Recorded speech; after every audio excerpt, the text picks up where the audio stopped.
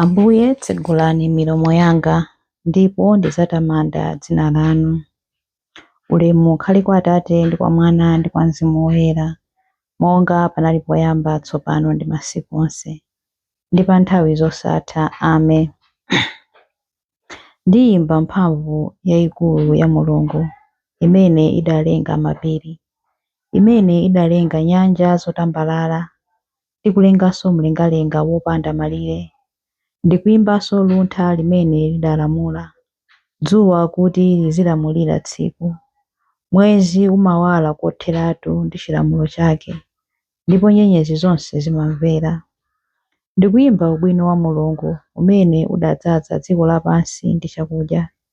Adalenga zolengedwa ndi liwu lake, ndipo adaona kuti zonse zinali bwino.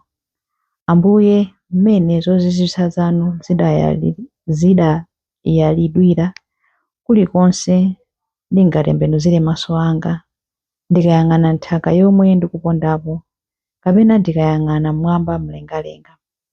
Palibe chomera kapena duwa pansi pano chimene sichimapangitsa ulemerero wanu kudziwika.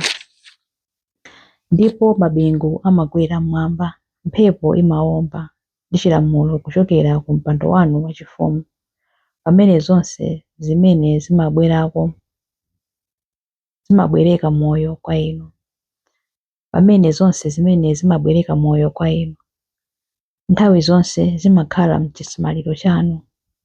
Ndipo kulikonse kumene ife tingapezeke, inu Mulungu mumapezeka komweko. Ulemu ukhale kwa Atate ndi kwa Mwana ndi kwa Mzimu Woyera, monga panali poyamba, tsopano ndi masiku onse, ndi pa nthawi zosatha. Amen. Chilimbi 1. Kukongola kwanu kuposa kukongola kwa matupi amene adzafa. Mawu anu onse ndi odzaza ndi chaulere. Mtima wanga wadzaza ndi nkhani yokoma, ndikuyimbira mfumu nyimbo yangayi. Lilime langa lili ngati cholembera chakatswiri, wodziwa kulemba bwino. Inu ndinu wokongola kwambiri kuposa anzanu ena onse. Pakamwa panu pamatulutsa zokoma zokhazokha, n'chifukwa chake Mulungu wakudalitsani mpaka muyaya. Inu ngwazi yolimba mtima, mangirirani lupanga lanu muchiuno, mu ulemerero ndi ukulu wanu. Pitani ndi ulemerero wanuwo, kuti mukagonjetse adani anu onse, mukateteze zimene zili zoona, zachifatso ndi zachilungamo. Dzanja langa lamanja likaonetse ntchito zanu zoopsa. Mivi yanu ndi yakuthwa, imalasa mitima ya adani. Mitundu ina ya anthu imagwa pansi pamaso panu. Mpando wanu waufumu, inu Mulungu, ndi wamuyaya. Mumaweruza molungama mu ufumu wanu, mumakonda chilungamo ndipo mumadana ndi zoyipa. N'chifukwa chake Mulungu, Mulungu wanu, wakusankhani, wakudzozani ndi kukusangalatsani kupambana anzanu ena onse. Zovala zanu zonunkhira mule, alo ndi kasiya. Nyumba zanu zachifumu zomangidwa ndi nyanga, mmenemo zoyimbira za nsambo zimakusangalatsani. Ana akazi amafumu ali m'gulu la mbumba zanu zolemekezeka. Kudzanja lanu lamanja kwayima mfumukazi yovala zovala zagolide wa ku Ofiri. Ulemu ukhale kwa Atate ndi kwa Mwana ndi kwa Mzimu Woyera, monga panali poyamba, tsopano ndi masiku onse, ndi pa nthawi zosatha. Amen. Kukongola kwanu kuposa kukongola kwa matupi amene adzafa. Mawu anu onse ndi odzaza ndi chaulere. Chilimbi 2. Suyo mkwati kamuchingamireni. Suyo mkwati kamuchingamireni. Tsono mvera kuno mkwati wa mkaziwe. Imva mawu anga ndipo uwaganizire bwino. Iwala abale ako ndiponso nyumba ya bambo wako. Mfumu idzakukonda chifukwa cha kukongola kwako. Umuweramire popeza kuti ndiye mbuye yako. Anthu a ku Tiro adzakukopa ndi mphatso. Olemera kwambiri adzakunyengerera ndi chuma chawo cha mitundumitundu. Mwana wamkazi wa mfumu ali m'chipinda mwake, wadzikongoletsa kwambiri, wavala zovala zoluka ndi thonje la golide.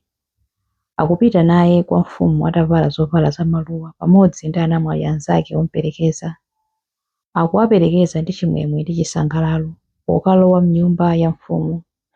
Inutu zidzukulu zanu zidzalowa m'malo mwa makolo anu, mudzawasandutsa mafumu pa dziko lonse lapansi. Ndidzamveketsa mbiri ku mibado yonse. N'chifukwa chake mitundu ya anthu idzakutamandani mpaka muyaya.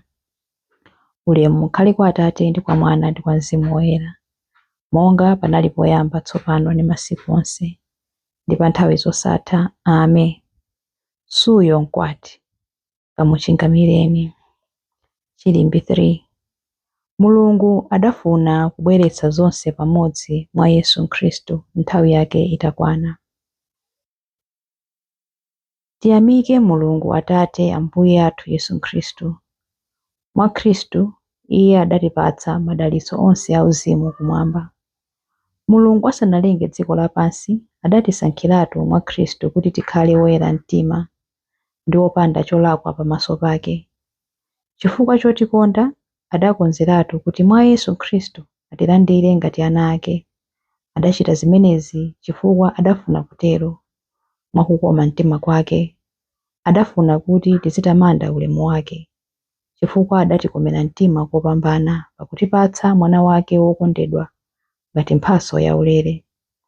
Ndi imfa ya mwana wakeyo Mulungu adatipulumutsa, adatikhululukira machimo athu zazikuludi mphatso zaulere zimene Mulungu adatipatsa mochuluka.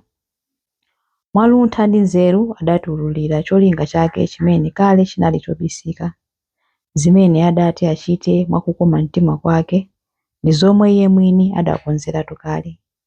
Chimene Mulungu adalongosola kuti achite itakwana nthawi nchakuti asonkhanitse pamodzi mwa Khristu zinthu zonse zakumwamba ndi zapansi pano.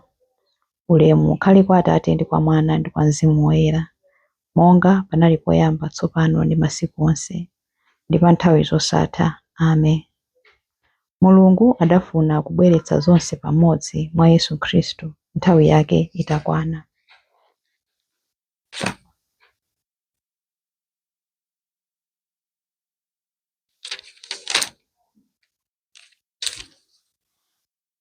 Mawu a Mulungu.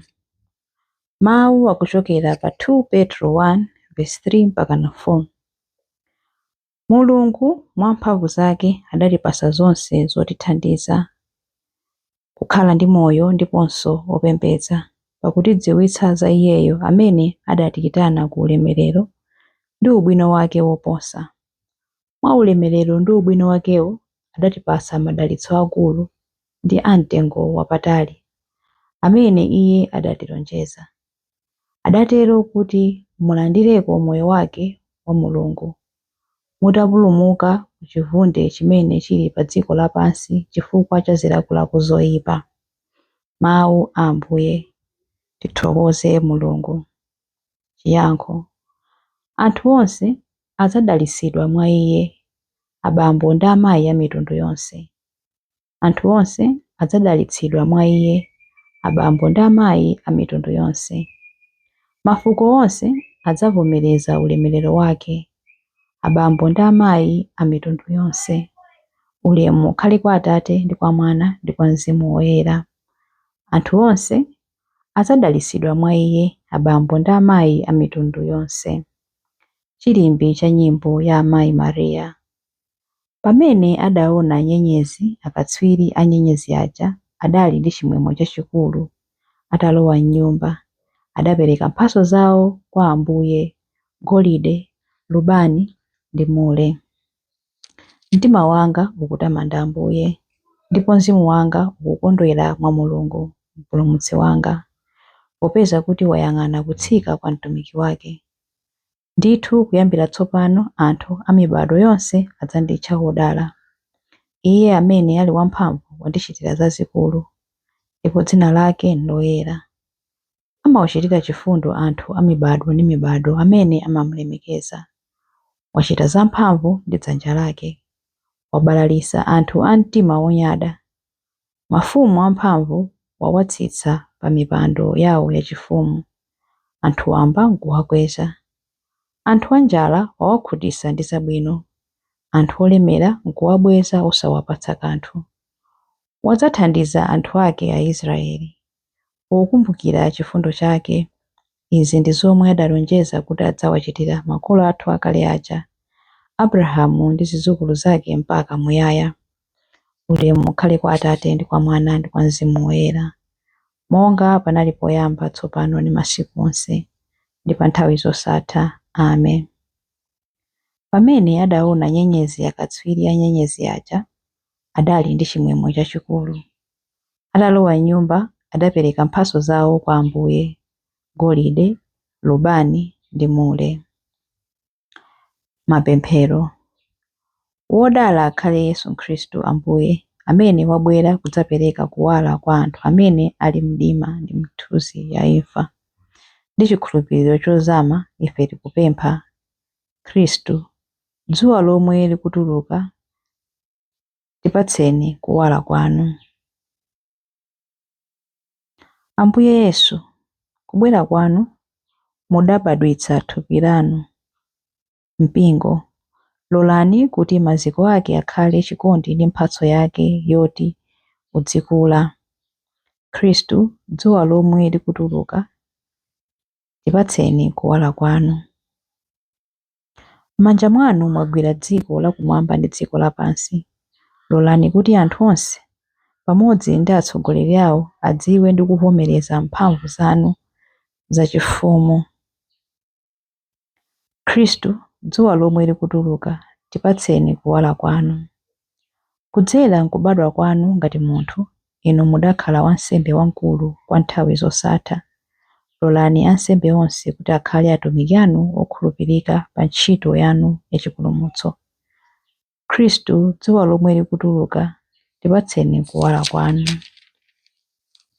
Pamene mudali m'mimba mwa Virigo Mariya, mudapanga umodzi wodabwitsa pakati pa Mulungu ndi munthu. Adalitseni Avirigo onse amene adadzipereka kwa inu, mkwati wawo wakumwamba. Khristu, dzuwa lomwe likutuluka, tipatseni kuwala kwanu. Inu simudalenge mphamvu ya imfa, koma mudayiwononga pamene mudakhala munthu. Mwa chifundo chanu, tikukupemphani kuti musinthe matupi akufa a abale ndi alongo athu amene anamwalira kuti akhale matupi a moyo osatha. Khristu, dzuwa lomwe likutuluka, tipatseni kuwala kwanu. Khristu, dzuwa lomwe likutuluka, tipatseni kuwala kwanu pamene tikupemphera kuti: Atate athu muli kumwamba, dzina lanu liyeresedwe, ufumu wanu udze, kufuna kwanu kuchitidwe, monga kumwamba choncho pansi pano. Mutipatse ife lero chakudya chathu cha lero. Mutikhululukire ife zochimwa zathu, monga ifenso takhululukira adani athu. Musatisiye ife m'chinyengo, koma mutipulumutse ife kwa zoyipa. Amen. Pemphero. Ambuye, lolani kuti kuwala kwa ulemerero wanu kuwalire mkati mwathu, ndipo mutitsogolere kudutsa mdima wa dziko lapansi ndi kutifikitsa ku chimwemwe cha kunyumba kwathu kwamuyaya. Tikupempha izi kudzera mwa Ambuye athu Yesu Khristu, mwana wanu, amene ali ndi moyo ndi ufumu limodzi nanu ndi Mzimu Woyera, Mulungu tsopano ndi pa nthawi zosatha. Amen. Ambuye atidalitse, atiteteze ife ku zoyipa zonse ndi kutifikitsa ku moyo wosatha. Amen.